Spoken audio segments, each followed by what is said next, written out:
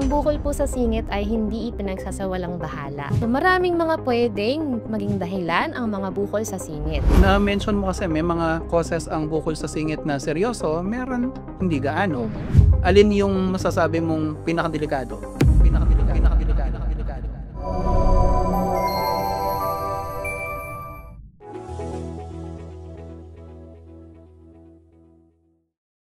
Good day mga kababayan! Welcome sa isa na namang episode ng Medico.ph at ngayon pag-uusapan natin ang isang bagay na hindi masyadong gustong gawing usapin ng maraming tao, pero huling-huli namin kayo dahil sa website ng Medico.ph nakikita namin ang isa sa mga pages na laging binabasa ng mga tao month in and month out tungkol sa topic na to. Walang iba kundi ang bukol sa singit. Medyo yun nga, hindi kaaya-aya, medyo awkward ng konti, kaya siguro sinesearch lang, hindi pinag-uusapan. Pero, kailangan talagang pag-usapan yan kasi meron mga causes yan na medyo hindi naman delikado, meron din, delikado na. So, here with us to explain ano yung mga sintomas, causes, at treatments ng mga to is our resident doctor and resource person, Dr. Bien Canlas. So, Doc Bien, as usual, diretsahan tayo. Ano itong mga bukol sa singit na to at ano ang mga maaring implikasyon niya sa ating kalusugan? Ang mga bukol sa singit, common po ito.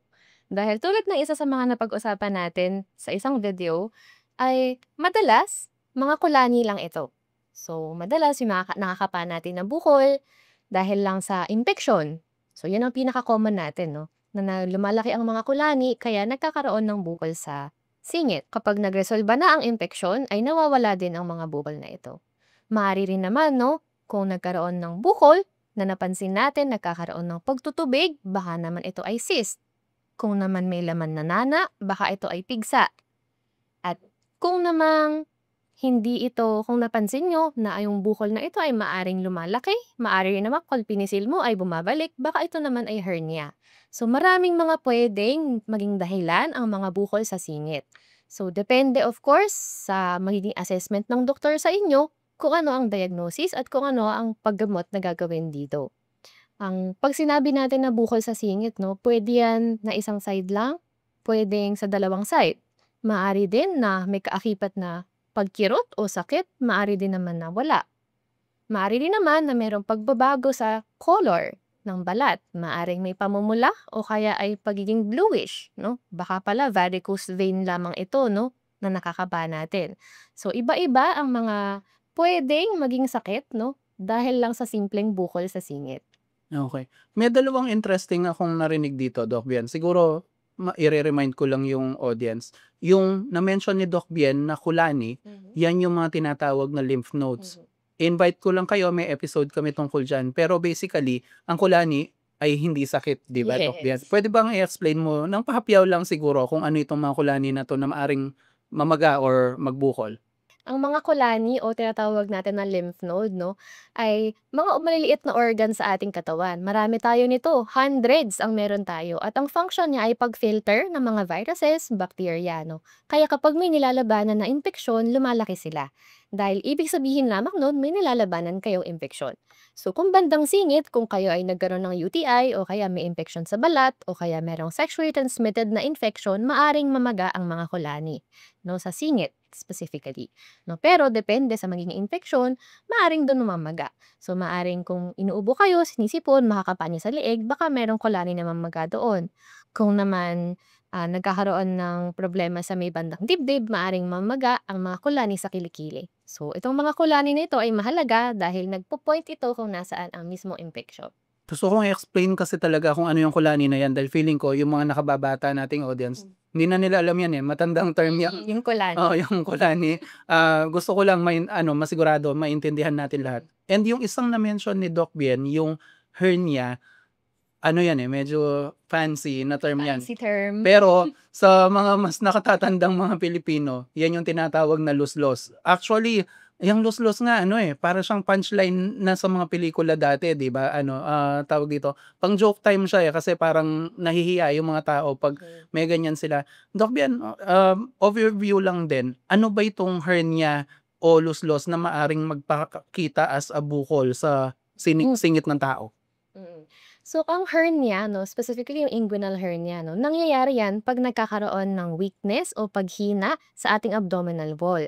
Dahil ang abdominal wall natin meron 'yan maraming layers. Ang ilang layers yan for told you, meron ding taba, meron din 'yan muscle, meron din 'yan balat. So, 'pag nagkaroon ng weakening anywhere doon 'no, madalas yung muscle 'no, kapagka humihiwalay yung mga muscle fibers, nagkakaroon ng chance na yung laman ng ating tiyan ay lulusot doon sa may butas. So kapagka hernia madalas meron kang nakakapadin na butas bukod doon sa bukol. At madalas kung luslos 'yan, kapag kinapa mo yung bukol malambot dahil yun ay maaring parte ng bituka, maaring taba 'no, na lumulusot doon sa butas. At mas marami ang lulusot doon sa butas ay mas maaring lumaki yung bukol. Ang madalas diyan ang nangyayari ay kapag kinapa mo 'yan, maibabalik mo yung mga laman. At kapagka nagkaroon ng pagtaas ng abdominal pressure tulad ng umiiri ka, umiri, 'pag umubo, madalas lalabas 'yun ulit. So, lalabas 'yun ulit. Nakakatakot naman yun.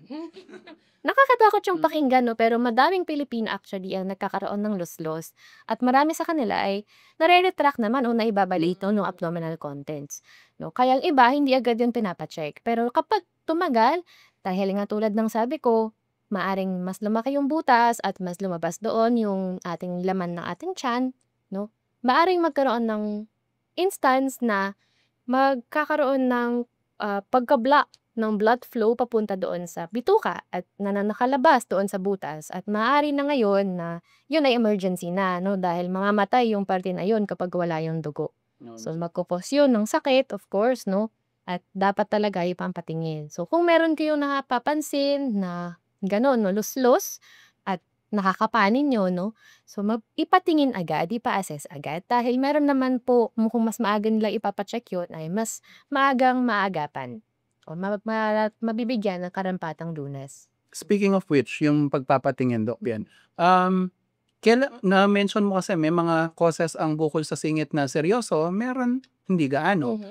Kailan natin dapat ipatingin 'to? Ano yung senyales na pa-doktor na ako? Kasi alam mo naman mga tao mabigat talaga ang paa pagdating sa pagpapa-check-up. Yung iba takot, yung iba busy, yung iba, may concern sa budget. Kung ano man ang dahilan, kailan dapat medyo isantabi muna yung mga yon at unahin mo ang health mo? Kung ang pamamaga o pagkakaroon ng bukol sa may singit ay nagtagal na ng more than 2 weeks, ipa-check nyo na 'no, dahil kung yan ay kulani dapat kung nawala ng impeksyon dapat nagresolba na. So, maaari na kung kulani yan na nandiyan pa rin baka hindi pa nagresolba yung infeksyon.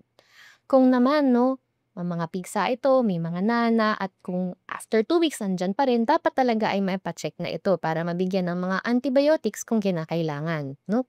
At kung iba namang klase ng impeksyon para mabigyan kunyari antivirals, maaari kasi 'no, baka pala mpox pala na rash hindi nila alam o kaya baka pala shingles, so maaari rin 'yun 'no. At kung naman tulad nung nabanggit 'no, na may iba pang simptomas, nilalagnat, of course 'wag mo nang patagalin 'no, kahit na ilang araw pa lang kung may bukol ka sa singit, nilalagnat, nagkakaroon ng paghihina, iba pang mga simptomas, ay ipa-check na agad. Nagkakaroon ng biglang paglaki, so baka naman bukol na pala ito. So, napansin niyo imbes na magresolba ay lalo itong lumalaki. Oh my God. So, kung lalo itong lumalaki, masakit, nagkakaroon ng pagbabago sa balat, namumula, so dapat po ipatingin na ito agad, ipa-check na agad 'no. At kung suspetsa niyo ay hernia 'no, dapat din po lalo ipa-check din agad sa ating mga doktor. Okay. 'Pag nakapansin tayo ng ganito, Doc Bian, anong doktor ang dapat nating punta? Kung hindi mo pa alam kung ano yung bukol na yun, so maganda magpatingin muna tayo sa ating primary care physicians, family physicians 'no. So, sila ang unang titingin sa atin para ma-request kung ano yung mga dapat na i-request na laboratory test na kailangan to confirm kung ano yung bubol na yon 'no. At routine na mga exam naman ang gagawin. Of course, interview, sa consultation 'no, medical history ninyo ay kukuhanin, kailan pa nagsimula itong bukol na ito, gaano na yan katagal, may iba bang sintomas, may pagbabago ba sa kanyang size, sa shape 'no. So, yun yung mga i-a-assess nila. May kaakibat din yan na physical examination. Siyempre titignan nila yung mismong bukol. Wag po tayong mahiya 'no, dahil professional naman ang titingin. Correct. Hindi kayo binobosohan niyan, maniwala kayo. No, para makita agad dahil doon sa physical examination kung posibleng luslus yan makikita na nila agad. No? At Unlislos kahit wala pang ultrasound, sa tingin pa lang. yes, Okay. kakapain yan usually ng inyong mga doktor. Makikita yan agad ng doktor kung most likely ba ay luslos ito. Okay. No?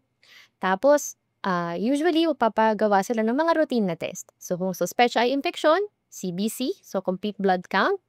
Tapos, kung ang suspetsya naman nila ay bukol, maaring ultrasound para makita, no? Maaring kumuha ng biopsy kung ito ay talagang bukol. Pero wag po tayong matatakot dahil hindi naman lahat ay ibabiopsy, no? Pag kasi narinig na nila yung biopsy, kinakabahan. Hala, ayoko nang ipatingin, baka tusukin o baka kumuha ng sample or baka tanggalin. So, case to case basis. Pero yun nga talaga yun, di ba? Oo. Si. No? Tsaka una natin naisip agad, ay bukol, baka cancer agad. No? Hindi naman po, no? Madalas po kung meron mga bukol sa area na yan, most likely baka benign naman, no? Kaya po ang maaga pong pagpapa-check up talaga ay importante. Okay. So, gaya nga ng sinabi ni Doc Bien, ang Pilipino kasi pag nakakita ng bukol, cancer agad sasabihin eh. Hindi po. Minority, Doc Bien, siguro super liit na percentage lang. So, mas likely pang tumama ka sa weteng kesa makuha mo yung hindi mo gustong outcome pagdating sa testing. And syempre, alam naman natin, hindi po lahat ng nanonood sa atin may mabubunot agad na pampa-check up. Kaya ang advice namin pag ganun, ang unang recourse natin, yung malapit muna, health center. Pero kung hindi kaya sa health center na i-diagnose or i-treat yung mga yan, maaaring yung public hospital na ng mga bayan-bayan. So unless na sa super liblib ka nakatira, siguro naman, yung public hospital nyo, matutulungan kayo. And kung hindi man dyan, mga government agencies, NGOs, ang mga politiko ninyo na gusto ng boto nyo, malaki rin yung chance na tutulungan kayo ng mga yan. So, wag hong mawawalan ng pag-asa. Okay. Doc Bien, ito, konting trivia lang siguro. So, lahat ng na-mention mo na mga posibleng cause nitong bukol sa singit, alin yung masasabi mong pinakadelikado? Pinakadelikado, of course, isa dyan, hernia, kung pinabayaan. Pangalawa dyan is kung cancer. Correct. No? So, yung dalawang yun talaga ang mga pinakadelikado. Pero, tulad ng sinabi natin, no, hindi po lahat ay magiging delikado. No? Kaya Lalo na kung maaga. patingin. Yes, no? So kahit regardless kung yan ay hernia o cancer, meron naman po tayong lunas para dyan. So nagagamot, no, na ma-manage ang mga condition na ito. Basta po agad-agad natin itong ipapacheck. Ang luslos, Doc Bien, matagal nang treatable to, di ba? Kumbaga, hindi pa ganito ka-modern yung medicine. Naayos naman mga doktor di ba? And ang cancer, dahil modern na yung medicine, ang dami rin yung treatment. Yes. Okay. Sige. Any other advice pag nakapansin tayo ng bukol sa singit or worse, nakaka-disrupt na siya sa daily life natin? Ang bukol po sa singit ay hindi ipinagsasawalang bahala. No, kung napansin ninyo na nagtagal na ito na more than 2 weeks, may pananakit, may ibang sintomas na nararamdaman, may panghihina, at may pagbabago na sa balat na nasa paligid ng bukol, no? At kung lumalaki ito, maganda na po na maging maagap. Magpa-check up na po kayo agad para agad-agad po ay malaman kung ano ang naging sanhi nito. At most likely naman ay ito ay mamamanage agad. No? Ma-treatable ang mga bukol sa singit. Kaya wag po tayong mahihiya at wag matatakot na magpa-check up sa doktor. Okay. Sabi nga ni Doc Bien, professional itong mga to. Hindi sila nandun para gawan kayo ng hindi ka nais-nais. So, magtiwala tayo sa ating mga medical professionals dahil sila talaga yung makakapagsabi kung ano yung bukol na yan and makakapaglapat ng tamang treatment. Yes. Lagi rin advice ni Doc Bien, huwag kayong mag-self-medicate, huwag magpapaniwala kani-kanino. Sa doktor po tayo pinakamagandang makinig kasi sila talaga yung nag-aral at lisensyado para lunasan ang mga ganitong karamdaman. Anyway, thank you so much, Doc Bien. Super informative as usual. And in behalf of our Medical Director, Dr. Anthony So, ito po si Glenn, ang Managing Director ng Medico.ph, nagsasabing stay happy, stay healthy, at see you sa next videos. Bye-bye!